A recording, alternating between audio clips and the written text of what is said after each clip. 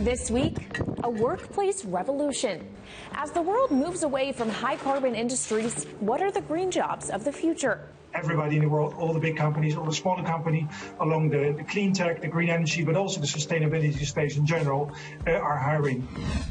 Are electric cars good for your career? We break down the numbers from factory to showroom. A future of the automobile industry that is electric.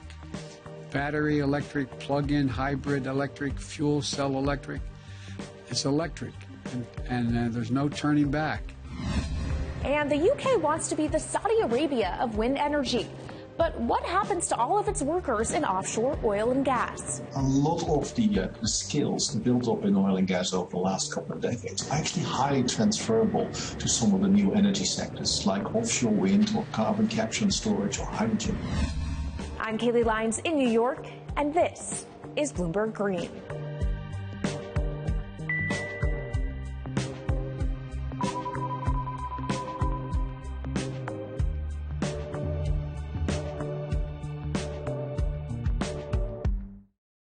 The UK is banning the sale of petrol and diesel cars by 2030.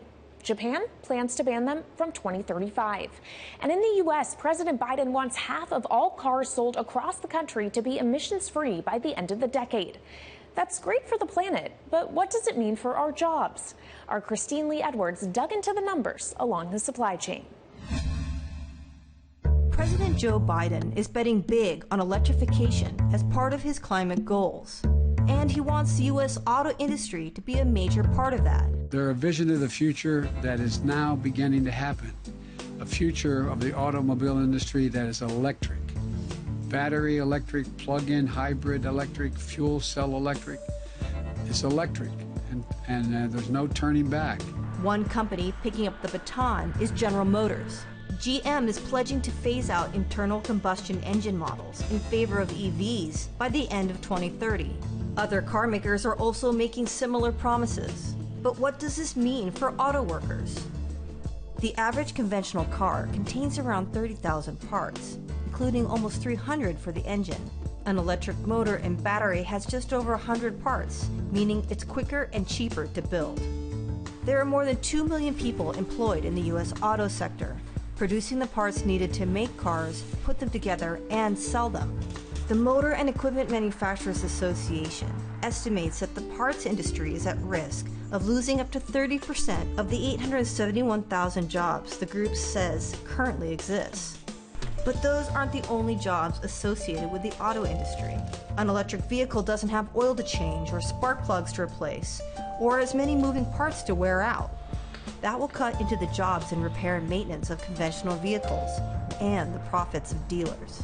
Toss in the portion of the oil industry that makes, refines, and sells gasoline, and the impact spreads wider. Even the insurance industry could be affected. Tesla now sells its own insurance, underwriting its customers based on the data it draws from the vehicles about their driving habits. Tesla thinks insurance could eventually make up 30% of its profits. There will be some new jobs created. Tesla's Nevada battery factory employs 7,000. And the Biden administration is investing $15 billion in a plan to install 500,000 charging stations by 2030. According to the Energy and Environmental Research Associates, that could create up to 30,000 jobs. While the immediate impact may be negative for the sector, the White House says its planned investments will create, quote, good-paying union jobs in America that cannot be outsourced. But whatever the industry, in the next decade or so, we're looking at a historic dislocation and necessary retraining of the workforce.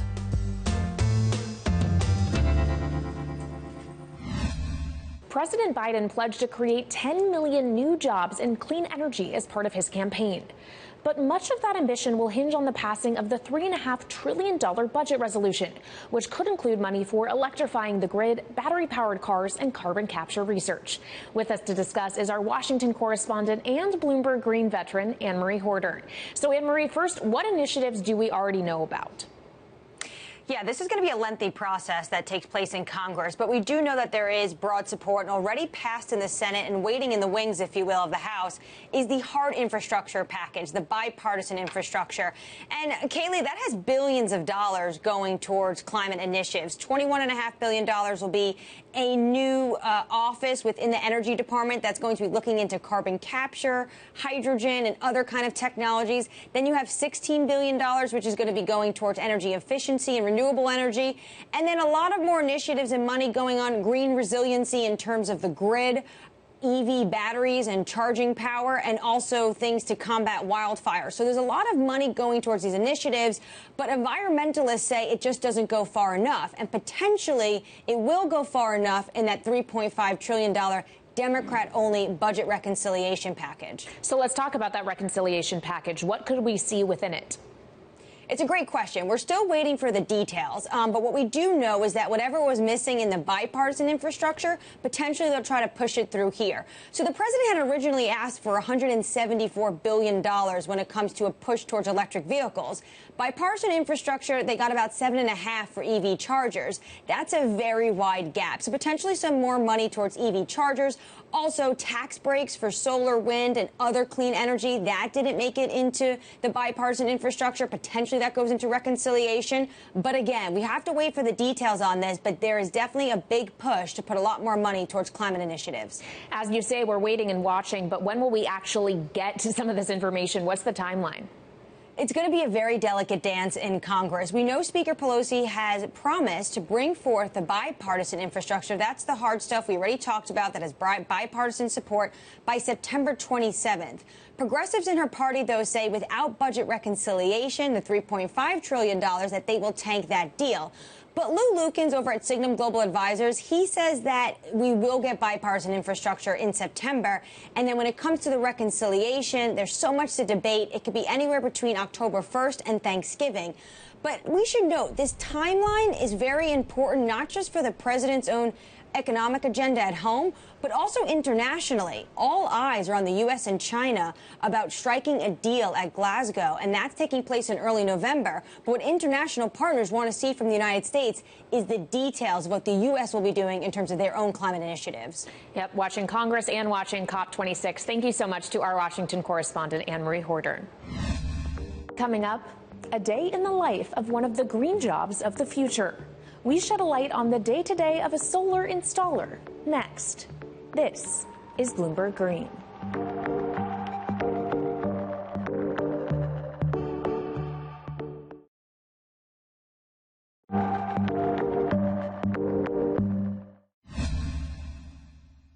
This is Bloomberg Green. I'm Jennifer Zabasaja in New York with your Green Brief. 4 European companies are set to build a pipeline to carry and store carbon off the Dutch coast. Total Energies, Shell, EBN, and Gasunie will develop the infrastructure to transport carbon removed from depleted offshore gas fields under the North Sea. The project will target emissions from industries like steelmaking, chemicals, and cement. Also, a village in northeast England is using hydrogen for heating and cooking, marking a key milestone in Britain's efforts to find ways to slash carbon emissions.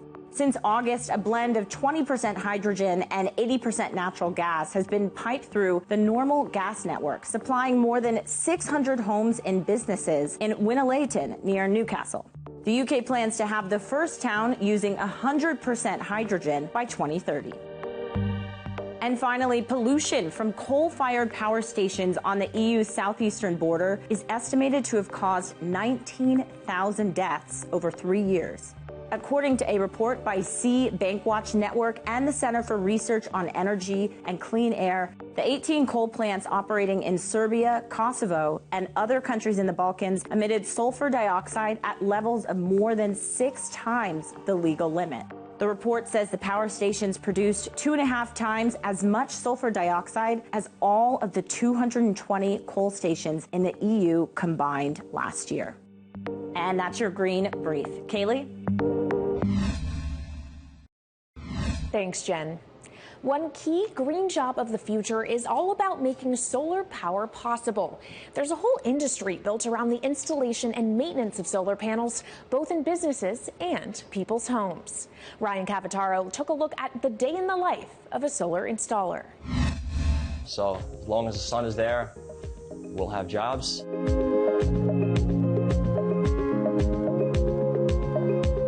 My name is Kevin King, and I'm a foreman at Empower Solar. Graduated college with a degree of math, and then I actually got into a sales job right after that. After my sales job, I got into the carpenter union. I did a lot of framing, a lot of high-rises in the city. I've been doing residential work my whole life. I heard about solar, heard about the future of it. I kind of wanted to get out of New York, found one very close to me. I interviewed, and they offered me the job, and I left the union to come here. 2 years later, I'm a foreman. My name is Paul Lefcano, and I'm a solar analyst with Bloomberg NEF. As of 2020, the U.S. had installed a cumulative total of about 92 gigawatts of photovoltaic solar. It has grown by about 30% annually between 2012 and 2020. Specifically, the residential solar industry has grown considerably as well. As a foreman, you're in charge of everything on the job. You have a crew, typically 3 to as many as 5 guys. We get to the job site, we get on the roof, we scope out the scene, measure everything out, we install all of the solar, then we have to do an electrical side of it. Once we have that conduit, we run wires, connect those panels to a combiner. That combiner brings the solar either into your main service panel and feeds the house or back to the grid. It's a lot that goes into doing solar. It's kind of like carpentry, roofing, and electrical all in one. I thoroughly do enjoy this. You learn a lot, you meet new people, new homeowners every day, you see new locations, and at the end of the day, you're doing a good thing. This is a newer industry, so there is a lower paying entry, which is pretty difficult. It's an industry-wide problem of retention for these workers. Once you get going a little bit, you start learning, you become more valuable as an employee. Solar is a labor-intensive industry. Of the 230,000 workers, over 65% of these jobs are in installation and development. Solar paid a median wage of about $24.50 in 2019, which is similar to other clean energy industries such as wind or energy efficiency, but is 25% higher than the US median of $19.40 back in 2019. From my experiences the last 2 years on Long Island, most of the jobs have been residential jobs. We're just putting a system on an existing house. This is considered a new construction job. You're seeing a lot more of these because homeowners feel like if they're going to get a house, it's worth the investment to get solar right away. As costs come down, homeowners are starting to become more interested in being able to generate their own power and save on their utility bills. We have forecasted that the home solar industry will exceed 550,000 new systems just in 1 year. When a lot of people are home, like in the quarantine, a lot of people have been doing a lot of work to their homes, so solar was definitely a topic on a lot of homeowners' minds. Luckily for our industry, it is definitely the future. I think that any new construction home that's being built should have a source of renewable energy. It's an investment and it pays off.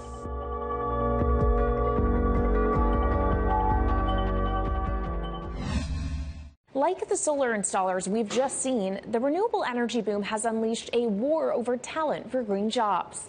Clean energy giants are finding a shortage of workers with the skills needed to support their ambitious growth plans, as both countries and companies look to fund a greener future.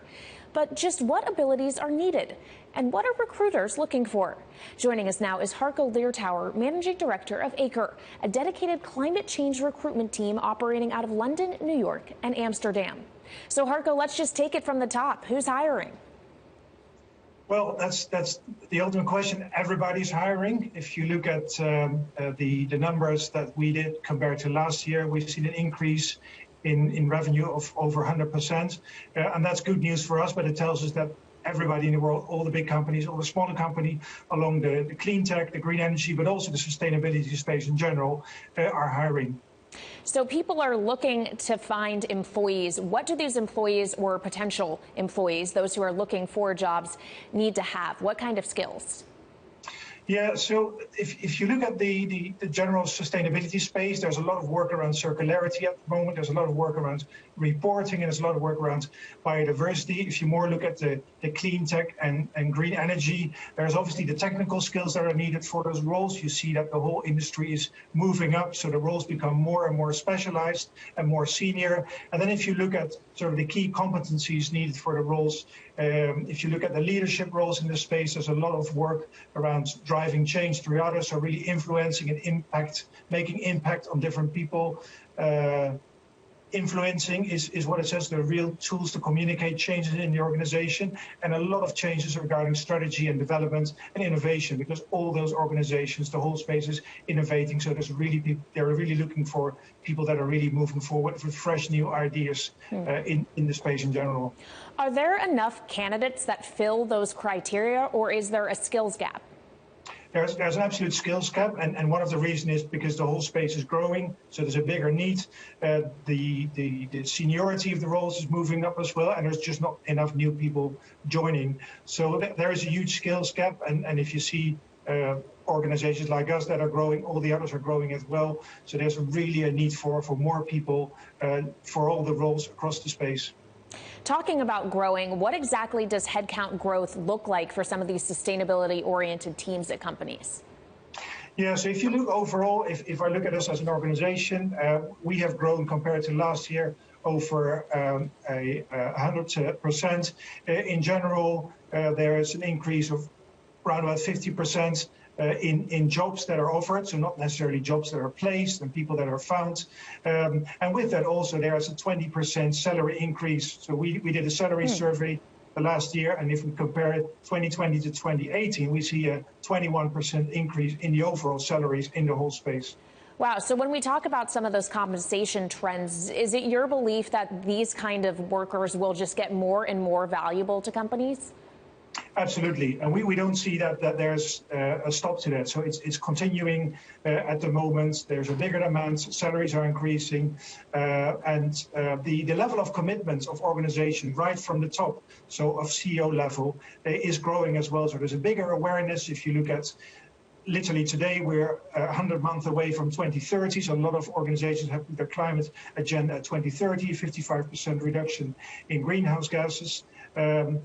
The COP is coming, so you see a lot of people gearing up towards the next stage, and that really has increased a lot during the corona crisis. So we see overall in the past year a huge increase in demand. Coming up, North Sea oil and gas has been a boon to Britain for decades, and it's still the source of hundreds of thousands of jobs. So how will the people who work in big oil adapt to the changing climate? This is Bloomberg Green.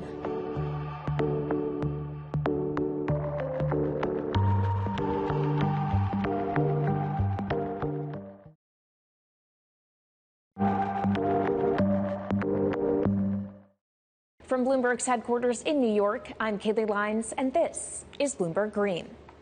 Well, in the UK, more than 160,000 people are currently employed in offshore energy production. Most of that is in the form of North Sea oil and gas. But a report from Robert Gordon University in Aberdeen says that the majority of those people will be delivering low-carbon energy by the end of the decade. According to the report, if the UK invests sufficiently, the number of job roles may even increase by 2030. Let's speak now with Professor Paul DeLue, Director of the Energy Transition Institute at RGU. So, Paul, let's first start with the basics. How hard is it to transition from an oil and gas worker to a worker in clean energy?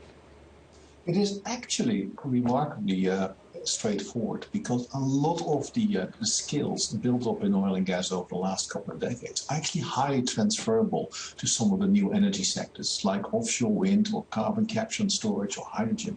They need the same capability, the technicians, the operators, the projects people, the finance people, the HR people. Actually, what we see is that around 90% of the people currently working in the oil and gas industry can have a medium to high transferability to some of the other energy sector. So we actually have a great starting point to help to accelerate the energy transition already. So will the clean energy transition actually result in a net increase or decrease in jobs?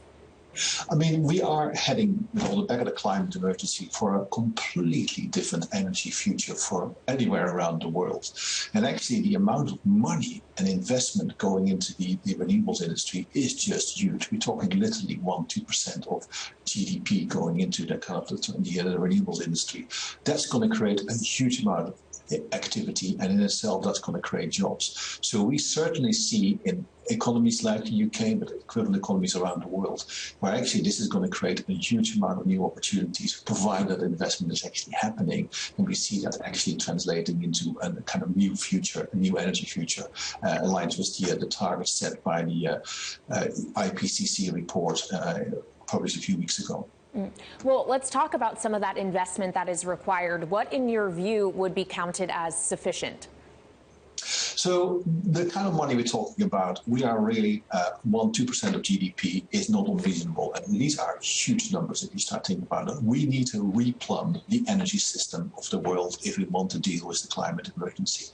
We need to kind of shift from what is a fossil fuel-based economy to a renewables-based economy. Now, we have been there before when we moved from coal to oil and gas. And of course, this is even bigger as we have more people in more developed economies. But it is the investment in solar, it's the investment in wind, it's the investment in hydrogen, it's how we're going to live, how we're going to work, how we're going to drive, heat and cool our houses. That's what's going to shift all of this. So the jobs associated with it are absolutely part of an energy revolution. So a revolution and acceleration, these are all very charged terms. What kind of growth could we be seeing in clean energy jobs in the next decade, say? So we have looked at the United Kingdom, and the United Kingdom is a very nice microcosm. So the United Kingdom is around 1% of the world's population, roughly 1% of the world's production, roughly just over 1% of the world's emissions. So it's a kind of a nice little test center here.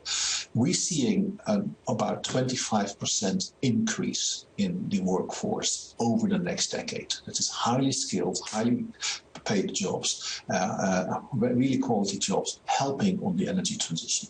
Now, if you kind of play it out across other developed economies around the world, you can expect a similar kind of picture to emerge. So this is a really good opportunity, potentially up to 25% growth in jobs, but it will be different. Now, ideally, we see a transfer of the oil and gas workforce into these roles, but we will also need new skills in data analytics, integrated energy to help this transition in the future. How do those new skills, how are they going to be taught to existing workers? So what we already find is the basics already there, because a lot of people kind of already have the project management skills. Now, to put a wind farm in place or an oil and gas platform, it's not that different. We actually can do that. To operate a wind farm compared to oil and gas activity isn't actually that different. But what we need is new skills. We need skills around energy integration, we need data analytics skills, we need remote operation skills. We need to start people thinking about how do we make the carbon impact of what we do more visible. So we need new skills to be developed around aligned to the energy transition, saying is actually how do we kind of redo the energy system of the world, and how do we make it visible that we make progress. And finally, talking about the broader energy system, what will the key differences be in terms of onshore and offshore? Yeah, so I think it's a really good question. At the moment, if you think about it, it's about 20 countries in the world who do around 70-75% of the oil and gas production. The future of energy is going to be different. Solar is going to be local. Wind is going to be local. We're going to see pretty well every country in the world going to be an energy generator. And that's completely shifting the geopolitics of energy, but also shifts the politics of where the skills need to be. Every country needs to make sure that they're ready for their skills, have the ability to put in place the energy transition, both the generation and the supply side, but also how they replumb the transport power side. So it's going to be a very different future, very exciting future. This is about every country need to play their part, and that's why I think the COP26 meeting, what happens in a few months' time, is going to be key to set the tone, set the direction, set the targets, and for countries for them to meet it and for the jobs to be available afterwards. Yeah, we will all be closely watching COP26 in November. Thank you so much to Professor Paul Deleu, Director of the Energy Transition Institute at Robert Gordon University in Aberdeen. That's it for this week's edition, but keep the conversation going. You can follow us on Twitter @Climate. I'm Kaylee Lines in New York, and this is Bloomberg Green.